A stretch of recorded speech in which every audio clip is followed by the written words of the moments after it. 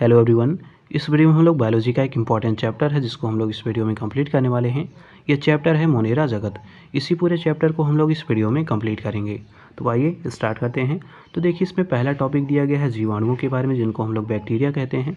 तो देखिए पहला क्वेश्चन इसमें ये कह रहा है किस समूह में जीवाणु जैसे जो प्रोकैरियोटिक कोशिकीय तंत्र वाले एक कोशिकीय जीव होते हैं, ये किस में समाविष्ट होते हैं। तो ये मोनेरा जगत के अंतर्गत इनको समाविष्ट किया जाता है। अगले क्वेश्चन में कह रहा है जीवाणु किस जगत या जिसको समूह कहते हैं उसके अंतर्गत आते हैं। तो ये सब मोनेरा जगत के अंतर्गत आते हैं। अगले क्वेश्चन में कह रहा है जीवाणु की खोज सर्वप्रथम किसने की थी। तो ये खोज की गई थी एंटोनी वॉन लीeuwenhoek के द्वारा। अगले में कह रहा है जीवाणु क्या होते हैं। तो ध्यान दीजिएगा, जो जीवाणु होते हैं वो हरित लवक रहित एक कोशिकीय भी हो सकते हैं, बहुकोशिकीय जीव भी हो सकते हैं, लेकिन ये सब प्रोकैरियोटिक सूक्ष्म जीव ही होंगे। ये यूकैरियोटिक कोशिकीय सूक्ष्म जीव नहीं हो सकते। तो ये बात आप लोग याद रखिएगा।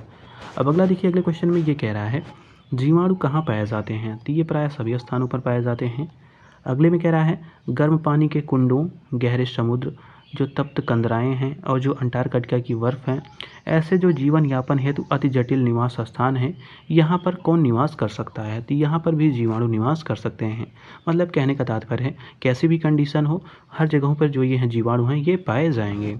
अब अगला देखिए, अगले क्वेश्चन में ये कह रहा है कुछ जीवाणुओं द्वारा एक कठोर ढांचेनुमा संरचना का निर्माण किया जाता है जो इसे प्रतिकूल परिस्थितियों से बचाता है। इसे क्या कहते हैं।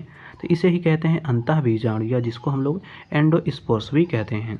अब अगला देखिए, अगले क्वेश्चन में ये कह रहा है एक जीवाणु अत्यधिक गर्मी, शुष्कता और विषैली रासायनिक वस्तुओं को सहने की क्षमता रखता है। इससे पता चलता है कि वह संभवतः क्या बना सकता है। तो वो बना सकता है अंतःबीजाणु।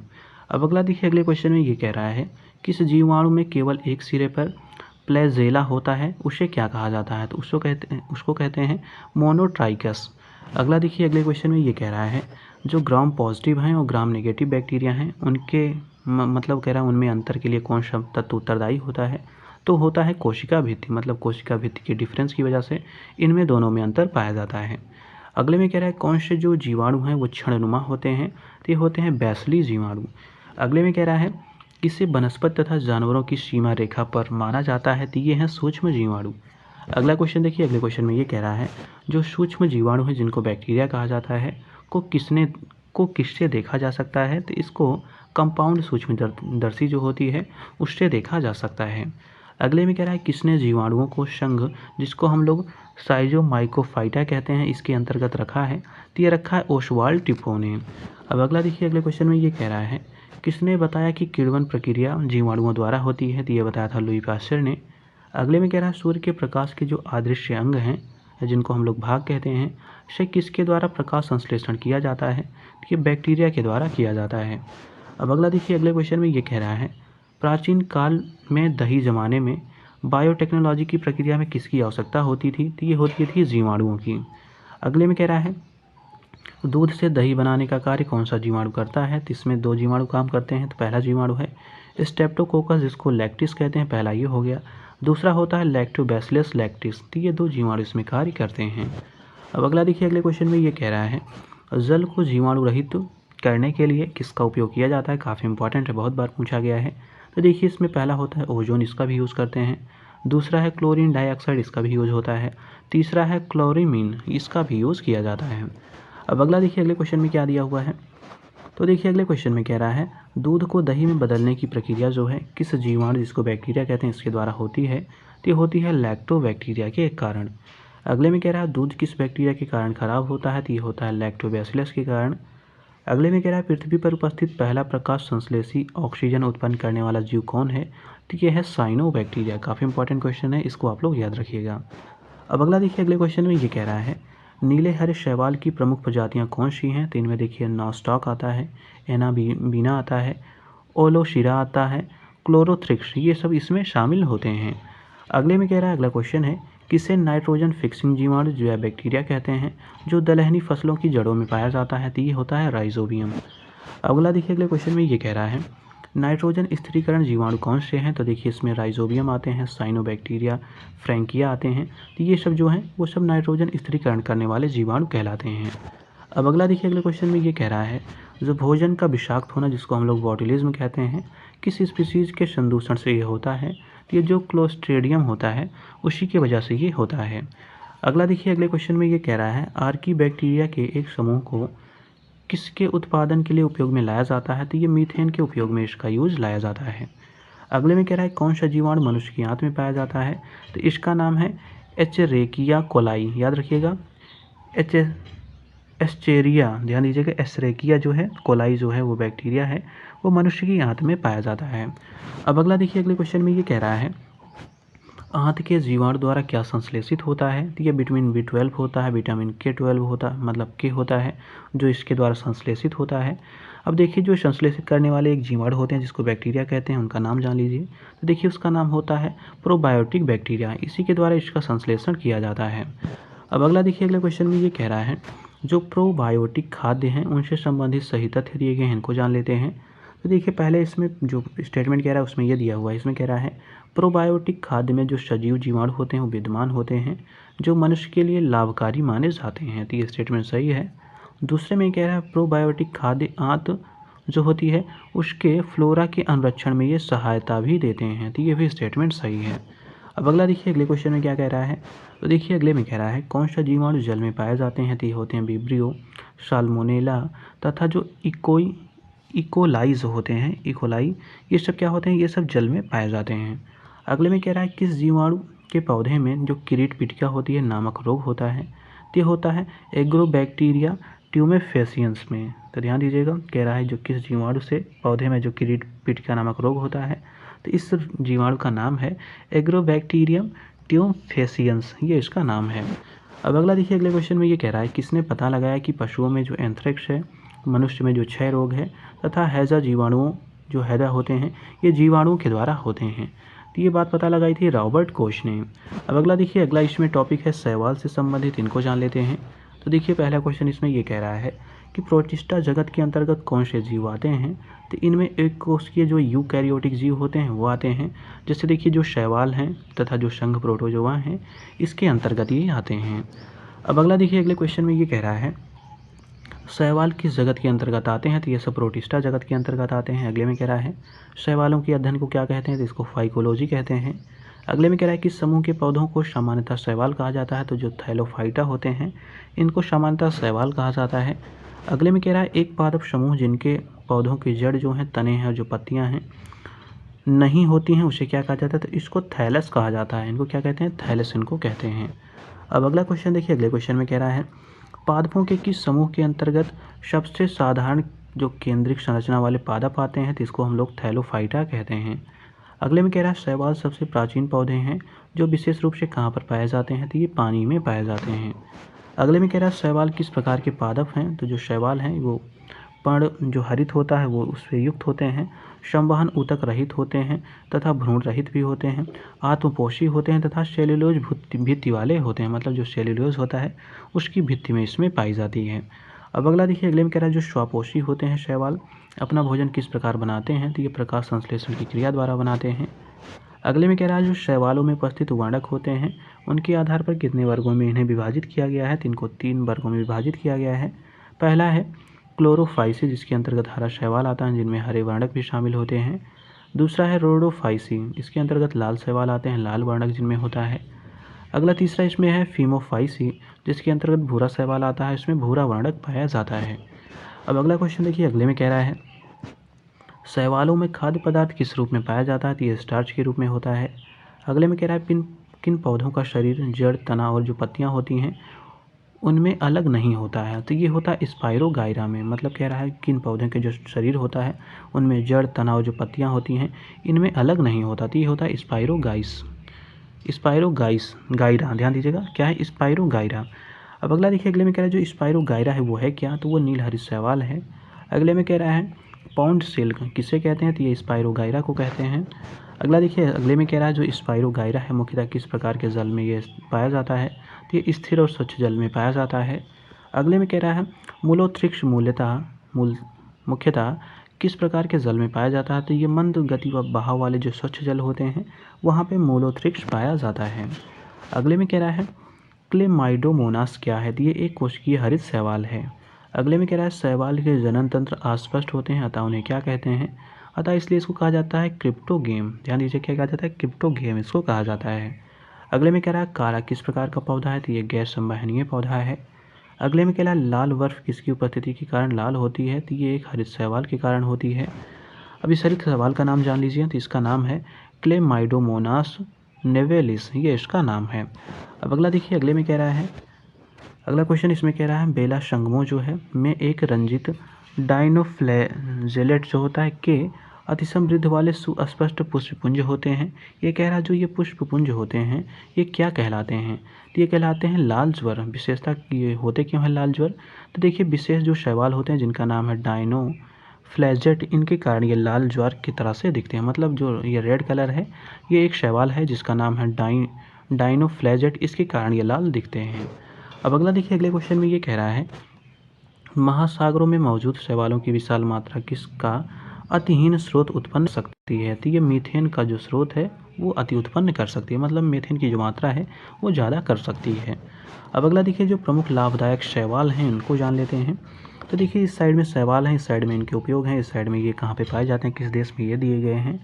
तो पहला है शैवाल, इसका नाम है अल्वा। ये समुद्री सलाद, जो ये समुद्री सलाद होता है इसके रूप में इसका यूज करते हैं, ये जापान में पाया जाता है। अगला है नोस्टोक, ये भोजन में इसका यूज करते हैं, ये चीन में पाया जाता है। अगला है रोडोमेरिया, जो है ये तंबाकू के रूप में इसका यूज करते हैं, ये स्कॉटलैंड में होता है। अगला है इसका नाम है अम्बलिकस, ये खाने में इसका यूज करते हैं और ये भारतीय उपमहाद्वीप में पाया जाता है। अगला है पोरफायरा, ये भोजन में यूज करते हैं, जापान में पाया जाता है। अगला है कोनरस, ये चॉकलेट बनाने में इसका यूज होता है। अगला है शारगासम, ये चारे के रूप में होता है। अगला है अगर अगर, ये आइसक्रीम तना तथा जेल पौधे के संवर्धन में इसका यूज किया जाता है। इसके अतिरिक्त अगला है शारगासम, ये कृत्रिम ऊन बनाने में इसका यूज किया जाता है और ये जापान में पाया जाता है। अब अगला क्वेश्चन देखिए, अगले क्वेश्चन में क्या दिया हुआ है, तो देखिए जो प्रमुख लाभदायक शैवाल हैं इनके बारे में जान लेते हैं। तो देखिए पहला इसमें बताया गया है शैवाल इस साइड में है, इस साइड में इनके उपयोग हैं। पहला सवाल है, इसका नाम है लेमिनेरिया, इसका यूज किया जाता है आयोडीन के रूप में।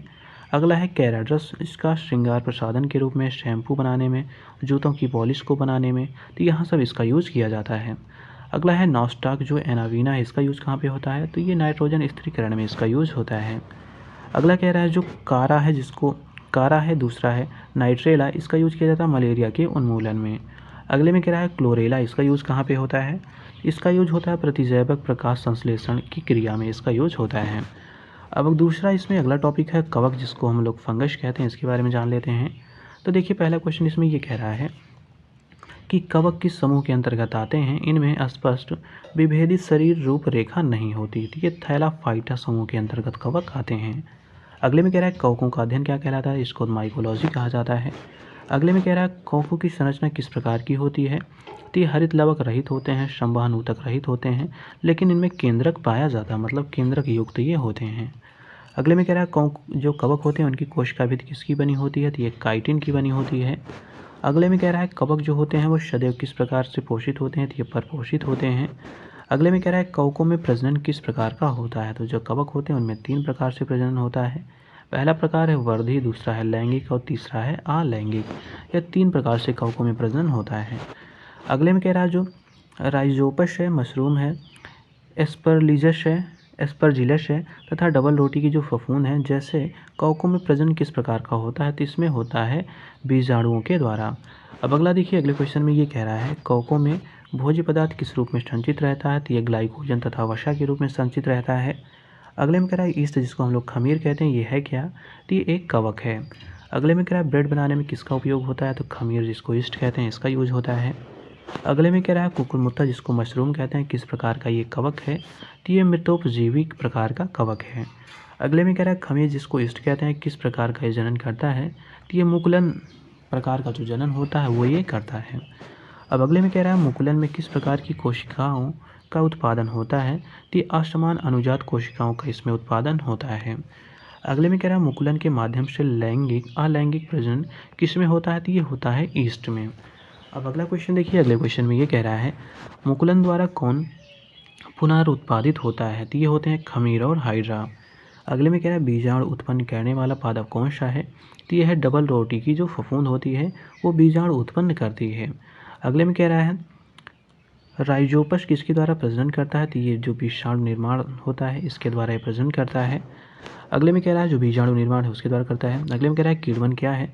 तो कीड़वन शर्करा का एल्कोहल में परिवर्तन है।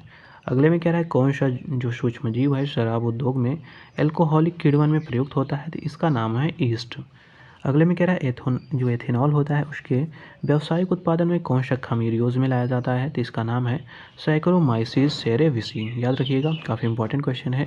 तो जो एथेनॉल का उत्पादन होता है उसमें एक खमीर यूज होता है, उस खमीर का नाम है सैकरोमाइसिस सेरेविसी, ये इसका नाम है। अब अगला देखिए, अगला क्वेश्चन क्या दिया गया है। तो देखिए अगले क्वेश्चन में कह रहा है ताड़ी के कीड़वन से जो ताड़ी में कीड़वन होता है उसमें कह रहा है कौन सा जीव शामिल होता है?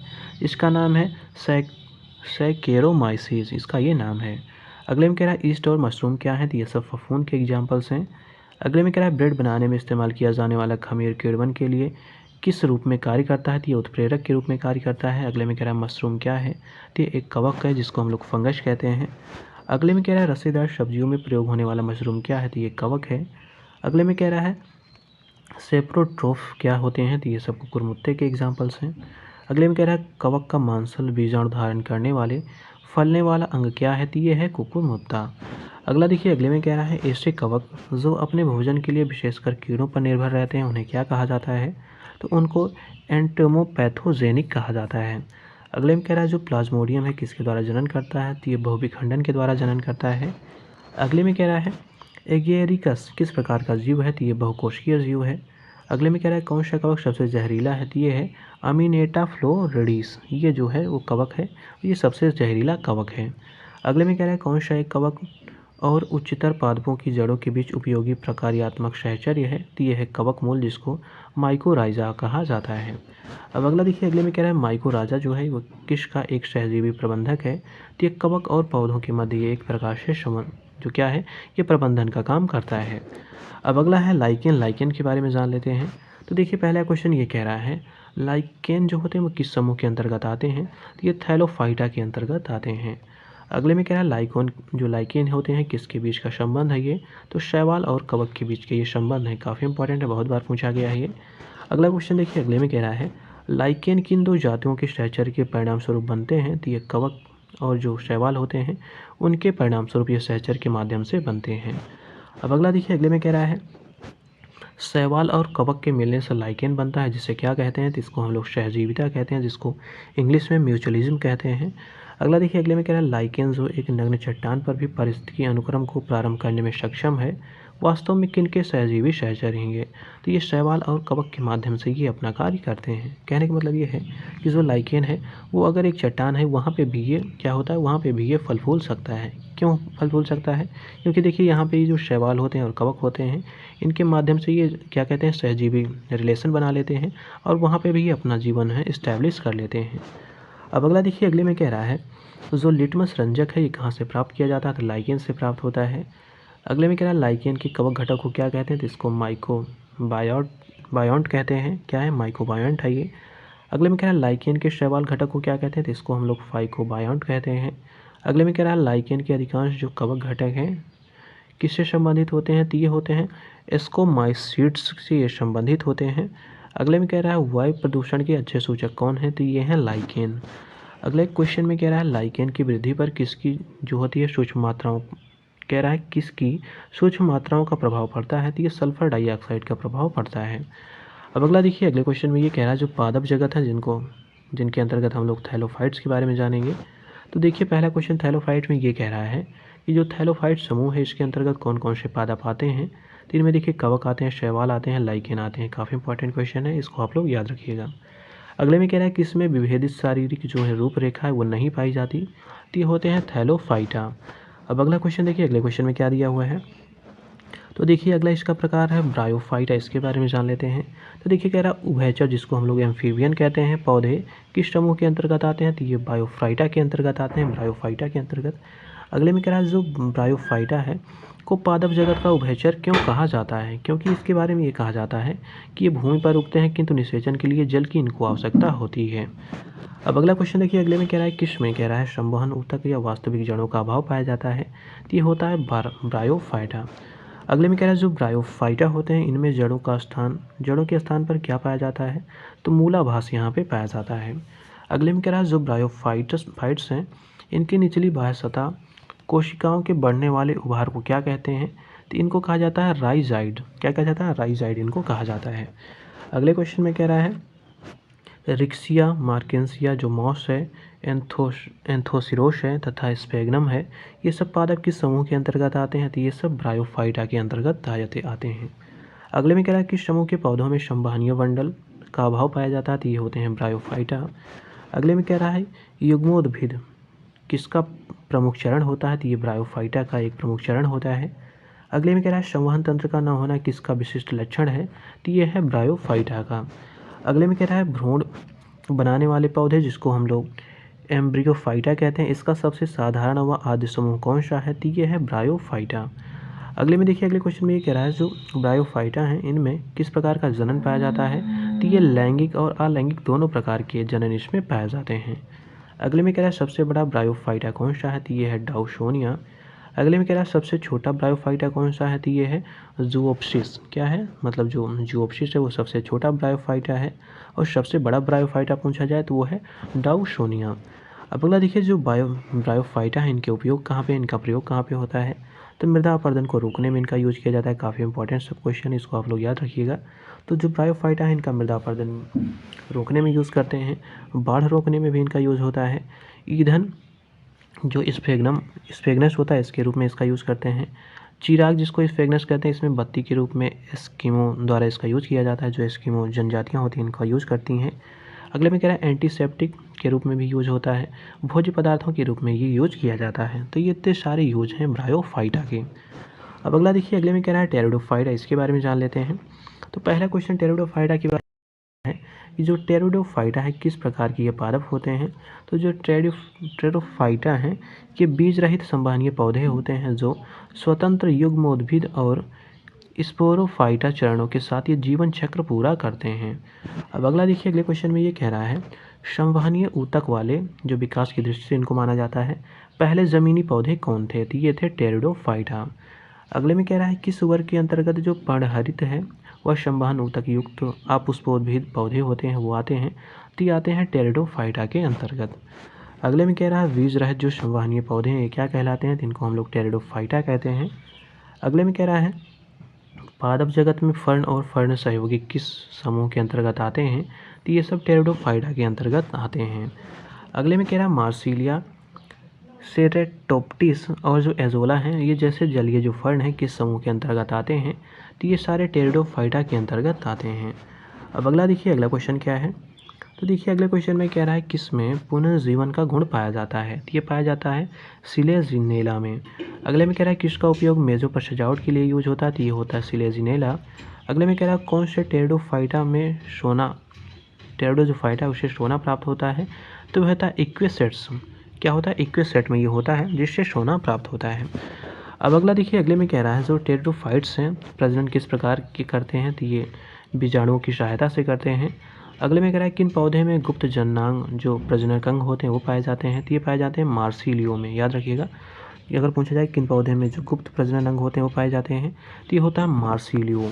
अगला देखिए अगले क्वेश्चन में ये कह रहा है किस पौधों के जड़ का, कह रहा है शरीर का जो जड़ है, तना है और जो पत्तियाँ हैं इनमें विभेदित इनको किया जा सकता है, तो ये है मार्सिलियो। अगले में कह रहा है टेरिडोफाइटा जो वर्ग है इसका सबसे विख्यात पौधा कौन सा है, तो ये है फर्ण। काफ़ी बार पूछा गया है फर्ण किस कैटेगरी के आता है, मतलब जो फर्ण है वो किस कैटेगरी के अंतर्गत आता है, तो ये सब टेरिडोफाइटा के अंतर्गत आते हैं। अब अगला देखिए अगले क्वेश्चन में ये कह रहा है विकसित जो बीज रहित पौधा है किससे कहते हैं, तो ये टेरिडोफाइटा को कहते हैं।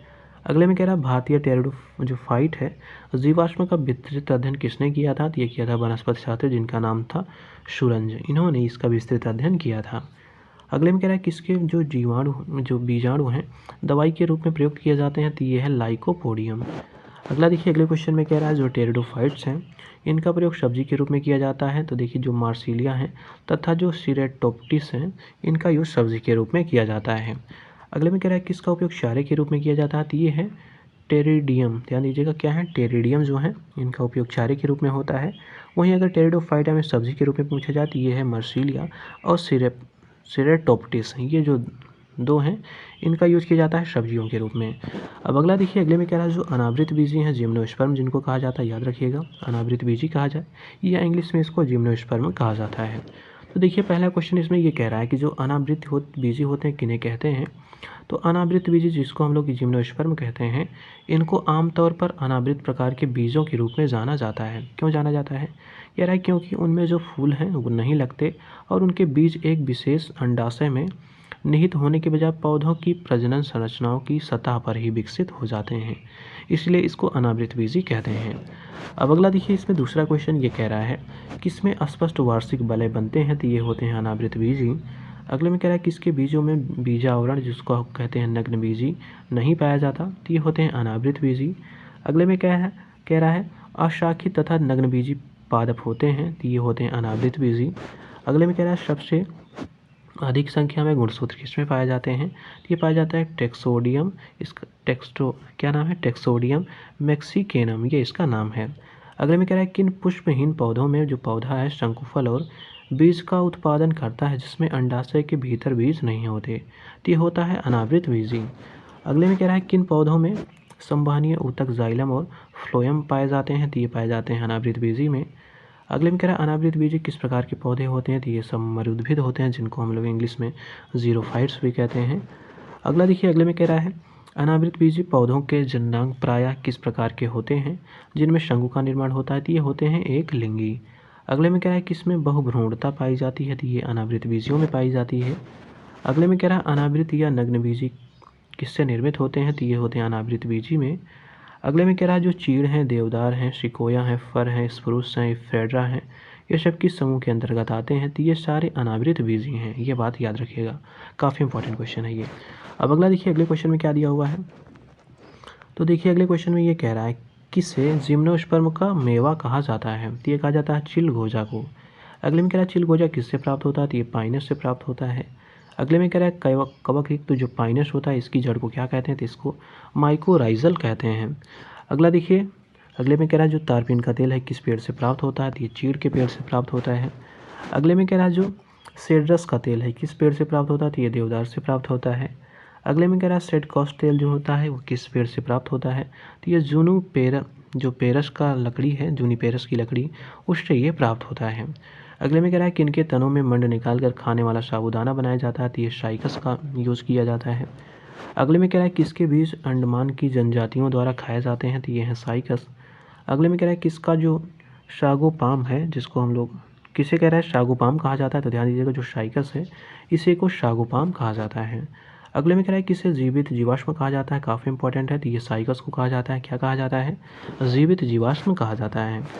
अगले में कह रहा है जो शैवाल युक्त साइकस की जड़ें होती हैं इनको क्या कहते हैं, तो इनको कहते हैं कोरेलॉयड। अगले में कह रहा है सबसे बड़ा अंडाणु तथा शुक्राणु किस पौधे में होता है, तो ये साइकस में होता है। अगले में कह रहा है साइकस जो है किस समूह के अंतर्गत आता है, तो ये आता है जिम्नोस्पर्म के अंतर्गत, इसको अनावृत बीजी कहते हैं।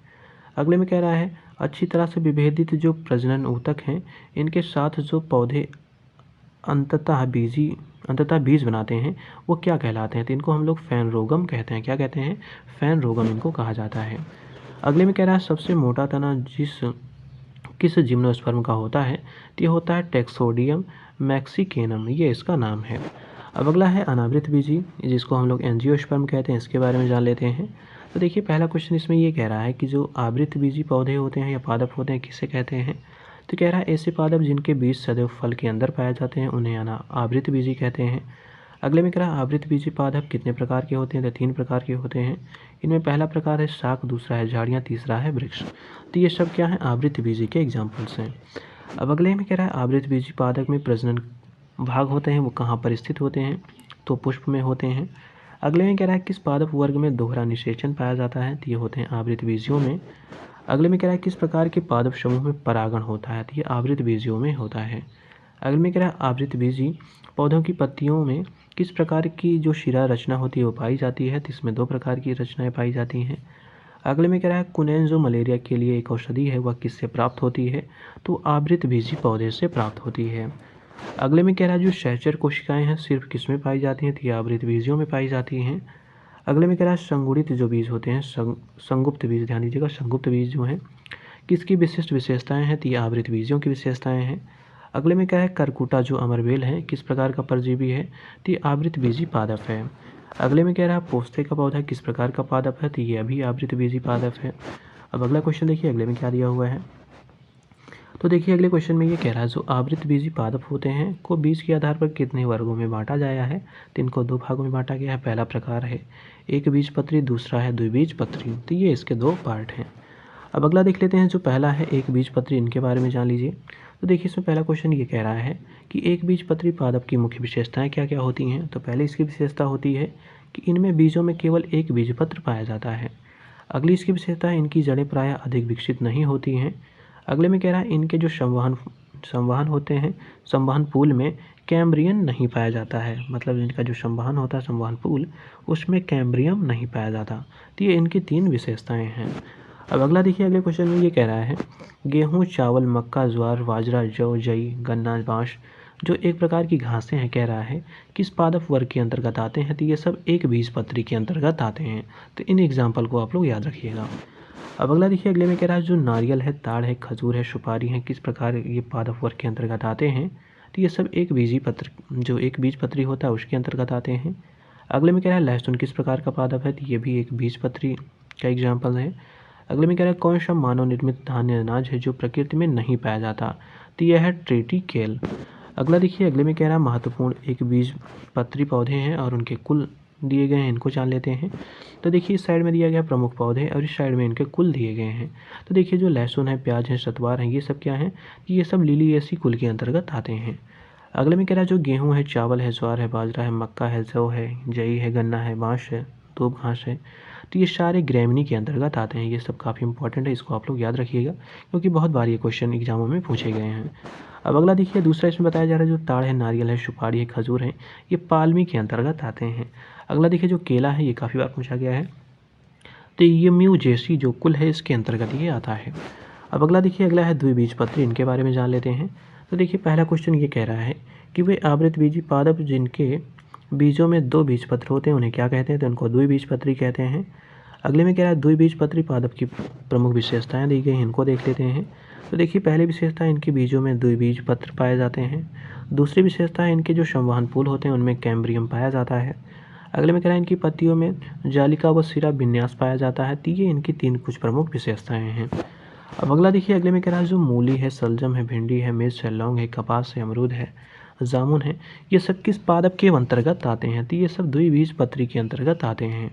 अगले में कह रहा है जो शकरकंद का बेल है किस पादप वर्ग के अंतर्गत आता है, तो ये सब द्विबीजपत्री पादप के अंतर्गत आता है। अगले में देखिए महत्वपूर्ण जो द्विबीजपत्री पौधे हैं और उनके कुल कौन कौन से हैं, काफ़ी इंपॉर्टेंट ये भी है। तो देखिए इस साइड में प्रमुख पौधे हैं, इस साइड में इनके कुल दिए गए हैं।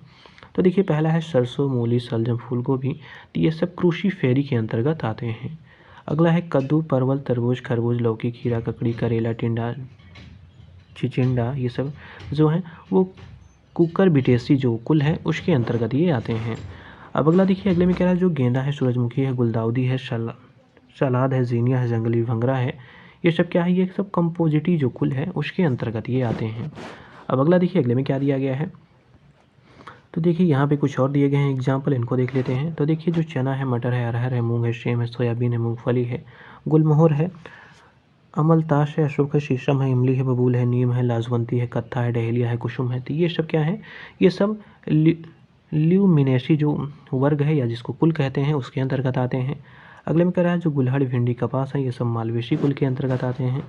अगले में कह रहा है जो अमरूद है, जामुन है, मेहंदी है, यूकेलिप्टस है, ये सभी मिरेटेसी जो कुल है उसके अंतर्गत आते हैं। अगले में देखिए नींबू, संतरा, मौसमी, जो चकोतरा, बेल है, ये सब रूटेसी के अंतर्गत आते हैं। काफ़ी बार ये पूछा गया है।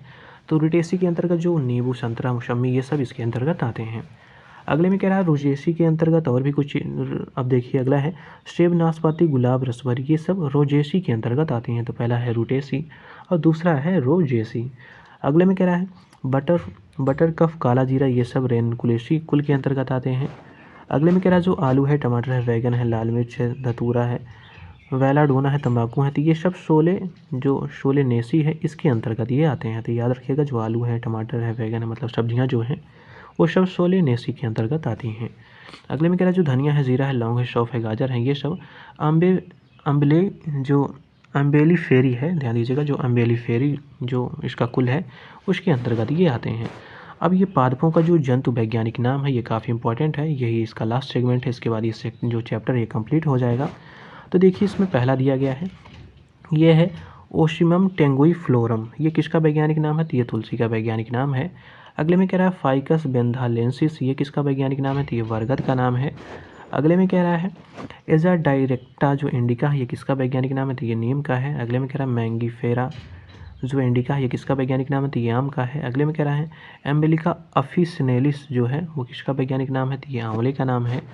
अगले में कह रहा है जो एनोरा रुक्वा मोशा ये किसका वैज्ञानिक नाम है? तो ये सीताफल का नाम है। अगले में कह रहा है अनानास कोमोसस जो है वो किसका नाम है? तो ये भी अनानास का वैज्ञानिक नाम है।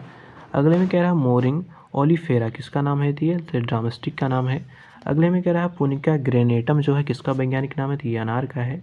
अगले में कह रहा है कैरिका जो पपाया है ये पपीते का है, पपाया याद रखिएगा, पपाया में वैसे पपीता होता है।